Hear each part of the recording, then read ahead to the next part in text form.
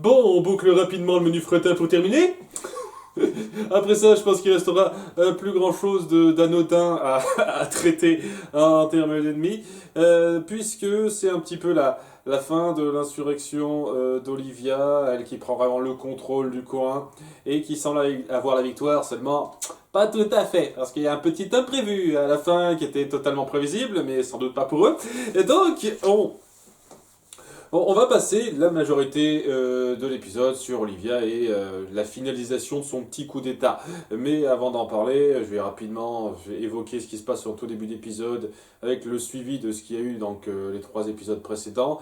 Roy qui n'a pas tué directement, n'a pas achevé Envy et donc qui se sent plus calme, moins énervé que ça. Il y a un échange un peu con entre lui et Ed que j'aurais pas été con de ne pas voir, mais il y a un échange que j'aime bien entre Scar et Hawkeye où cette dernière le remercie d'avoir œuvré à le calmer, en fait, son Roy. Ce qui est un petit peu touchant et assez fort de sens quand on sait le passif de ce qu'il y a eu entre eux. Sinon, on a le début du duel entre Père et Owenheim, où ce dernier est assez dans le jugement avec lui, en le mettant bien en avant sur le fait qu'il a voulu renier sa nature humaine totalement en se détachant de ses 7 péchés capitaux.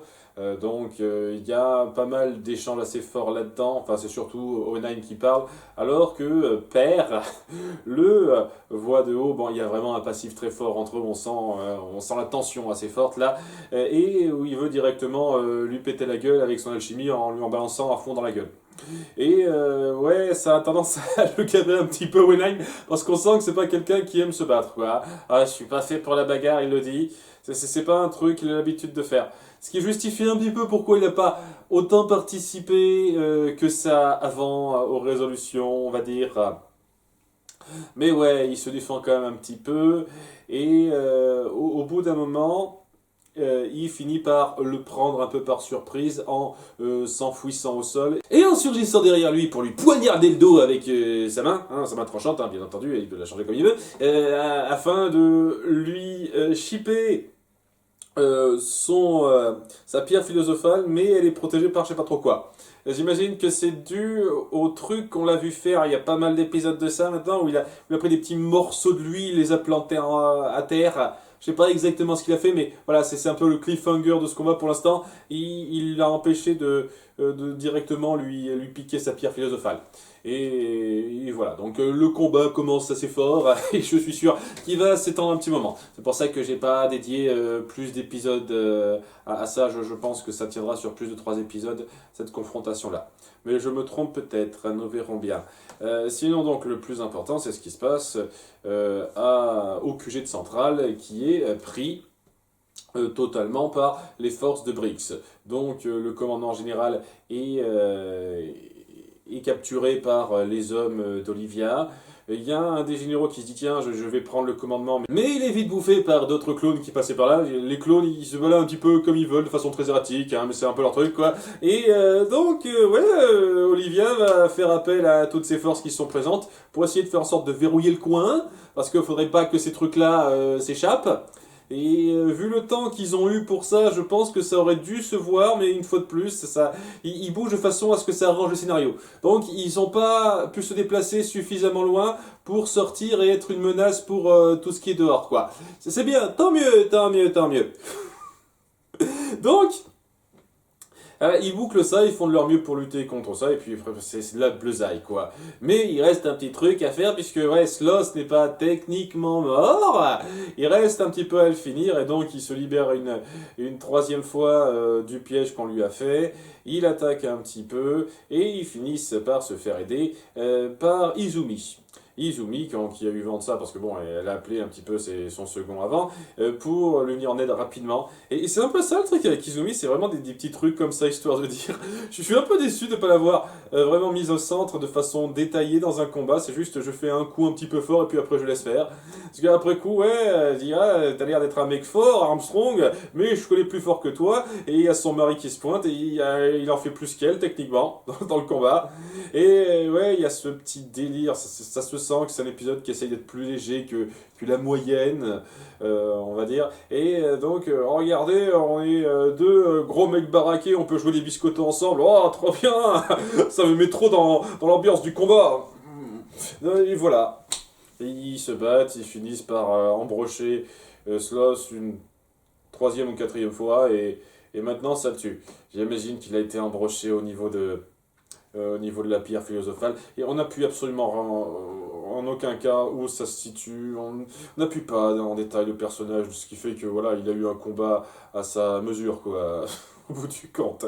Voilà, le délire des biscottos, c'est clair et net que j'aurais trouvé ça un petit peu insultant si ça avait été un combat plus lourd de sens que ça, mais c'est Sloth, donc voilà, ça va, j'accepte. Hein. Donc, il est mort, Sloth. Oh, quelle plaie, c'est fatigant de mourir, mais en même temps, c'est aussi fatigant de vivre. Ouh, je suis profond dans mes dernières secondes. Voilà, il est mort pour de bon cette fois, et ouais, bah, c'est toute la troupe qui va aux différents recoins du QG pour défaire les clones, essayer de mettre au pas les soldats de centrale qui sont contre eux, puisque bon, elle commande peut-être certaines personnes, Olivia, mais pas tout le monde.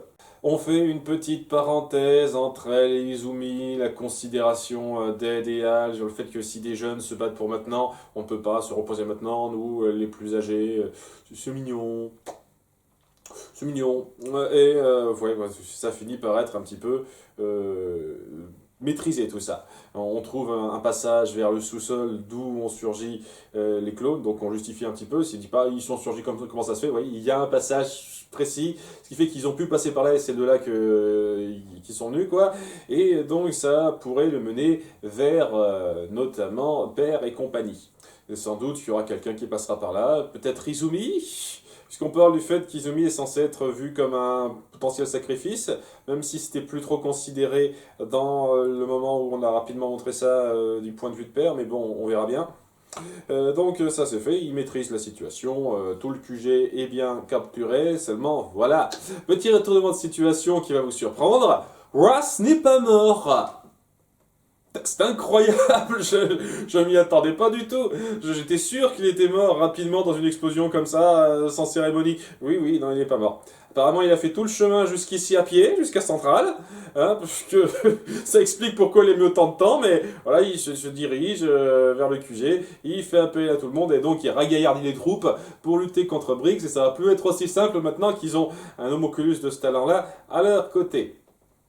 Ce qui risque même d'être encore plus difficile si Pride le rejoint, et ce qui serait très intéressant. D'autant plus que ouais, on pourrait jouer de façon plutôt forte là-dessus par rapport à sa considération, notamment envers Madame Bradley, puisque maintenant on l'appuie un petit peu.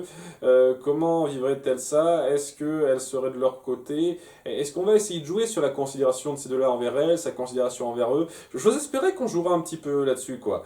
Pride et Wrath sont les derniers homonculus restants, avec Greed. Voilà, je me disais, oui, Greed, ouais, mais Greed il est un petit peu à part. Voilà, ils ont un lien un peu spécifique à travers ce personnage-là. J'ose espérer qu'on saura jouer un petit peu là-dessus, quoi.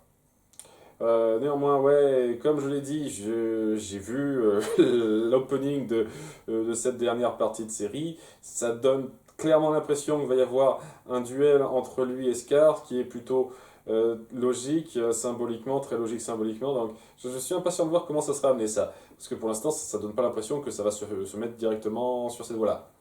Et si ça se trouve, c'est un mensonge, hein, cet opening, et ça nous fait croire un truc, et ça sera pas le cas. C'est pas impossible, mais bon, hein, sans ça, on verra bien, on verra bien. Donc il y a pas mal de choses qui se mettent en place, alors que on pense que les forces de Briggs ont un petit peu gagné la bataille et ont remporté la victoire. Non, ça va pas être si simple. Donc, reste à voir comment ça va être géré, ça, avec un bon petit cliffhanger et deux, trois petites choses qui sont mises en place. Reste donc le combat contre Pride et la participation de Greed qu'il faudra un peu appuyer par la suite. Donc ça, on attend un petit peu de voir. En tout cas, c'était bien, c'était bien. Les petits passages humoristiques exagérés étaient de trop en ce qui me concerne, comme d'habitude, mais au-delà de ça, c'était un bon suivi. À bientôt pour l'épisode 56, voire plus. Bye!